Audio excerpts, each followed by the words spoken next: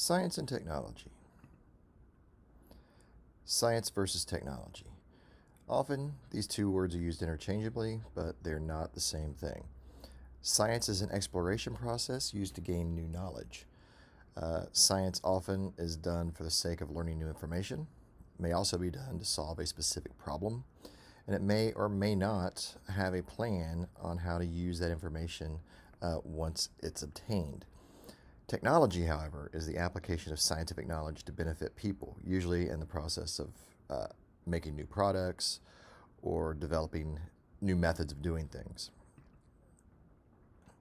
Examples of technology. So, any human made object is technology. So, radios, computers, phones, etc. Methods or techniques for making an object or tool. So, glass making or steel making. Knowledge or skills needed to operate a human made object. So, pilots learning how to pilot a plane is technology. Learning how to use a welder is technology. A system of people or objects used to do a particular task. So, the internet is an example. Technological objects. So, for any objects that are considered technology, the value changes through time. New technology today will be an antique in the future. For example, quill pens made from feathers became ballpoint pens, so they were replaced. Nobody uses quill pens unless they just want to have nostalgia or they just want to use it for the fun of it or whatever. Most people use ballpoint pens. Abacus was replaced by a calculator. Now our phones have calculators on them. And telegraphs were replaced by telephones, which then were replaced by cell phones, which then became smartphones, which are basically computers in our pockets. So nobody would use a telegraph anymore. Nobody really use an abacus anymore or a quill pen just because they're obsolete. They're antiques at this point. Technological methods or techniques. Books were originally copied by hand. This made books very expensive. Usually this was done by monks in little cubicles, and they would sit and just copy painstakingly, word for word, copy the books. Now, books can be written on a computer, copies can be printed as needed, and they can be bound with common office machines, so we don't even really need to print a whole bunch of books at once. You can just make a digital file and post it and say, hey, print copy, buy a copy of the file, print as you need. So, technological knowledge or skills. So, computer skills are needed to use software for making books and other documents. Printing press operators use their skills to print books successfully. Technological skills are required to operate any complex machine or perform a task. Technological systems. A network of people or objects that work together to perform a task is a technological system. The internet is a collection of computers and software used to exchange information. That's one example. The airline industry is another example. This is a collection of objects, methods, systems, knowledge, and procedures that make the airline industry work.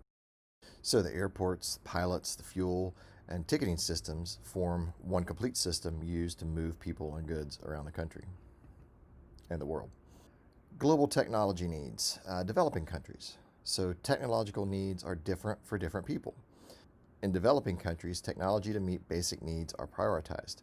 So food, shelter, clothing, safe drinking water, and healthcare, those are things that they value, that they really want to have technology for. May not have electricity or running water. Safe drinking water and adequate food are more important than internet access and, say, video games.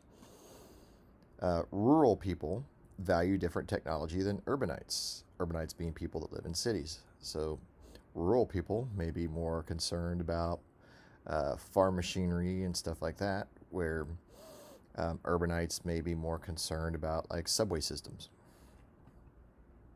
Industrialized countries. While clean drinking water and food are still important, the urgency and focus of technology is different in industrialized countries. Usually those basic needs are met, so we don't worry so much about clean drinking water and food. Most homes do have electricity and running water.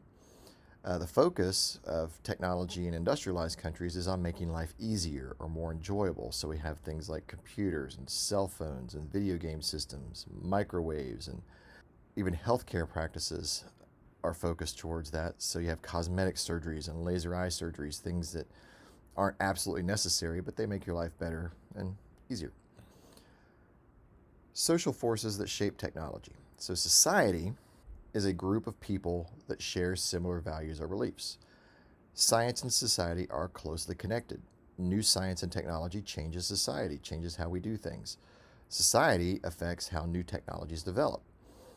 Technology development is affected by changing values, politics, and economics.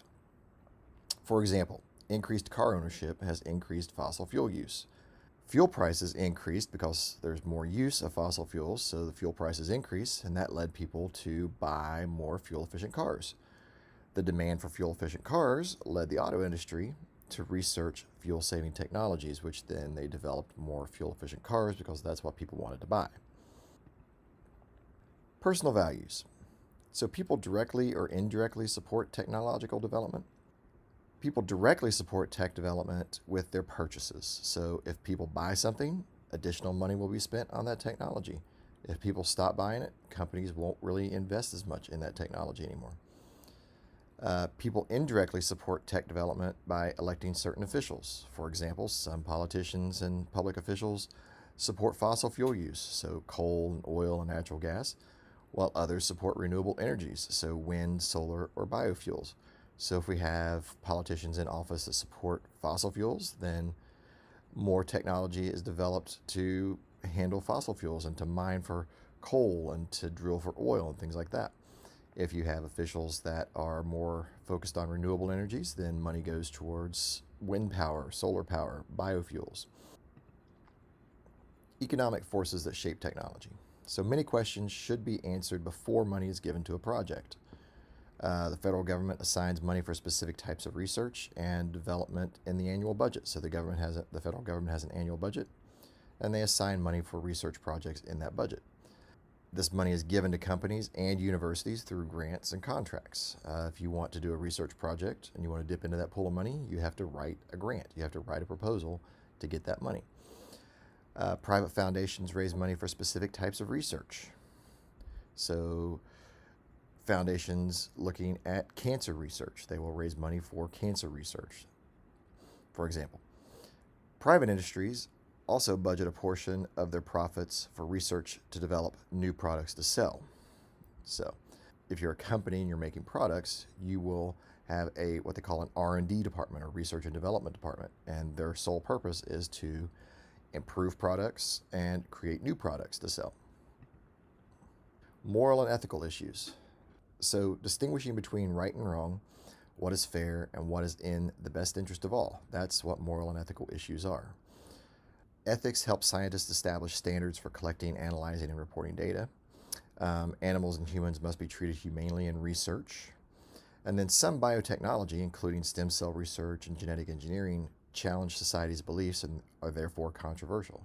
So you do have certain technologies that are controversial because they kind of go against some of what society believes. Of course, some people believe it's okay, some people don't. So it becomes controversial at that point.